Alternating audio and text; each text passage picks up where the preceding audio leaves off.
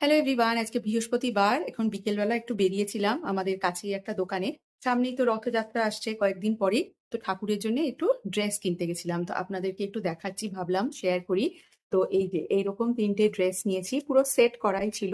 এইটা হচ্ছে ব্লু এর ওপরে, আর এটা নিচেরটা হচ্ছে ইয়েলোর ওপরে, এই যে এরকম।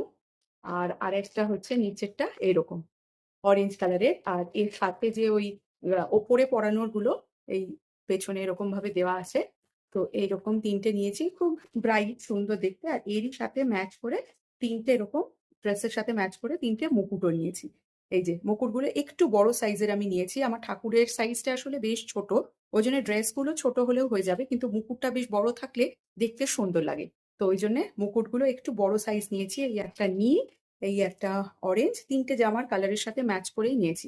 আর এই হচ্ছে একটা ইয়েলো। তো এই ৩ টে নিয়েছি। আর ৩ টে হচ্ছে গলাতে পরানোর জন্যে এইরকম। এটা সারা বছর পরিয়ে রাখতে পারবো। এরকম একই জিনিসের ৩ টে এরকম হার। আর এমনি তো ফুলের মালা পরানো হয়, সেটা আলাদা। এইটা সারা বছর সবসময় পরিয়ে রাখতে পারবো। তো যেদিন রথযাত্রা হবে সেদিনকে ঠাকুরকে পরিষ্কার-টরিষ্কার করে এই নতুন জামার সেটটা পরাবো। সেদিনকে অবশ্যই আপনাদের সাথে ছবি শেয়ার করব। আর এগুলো এখন কেমন হয়েছে যে আমাকে দেখে অবশ্যই একবার জানাবেন।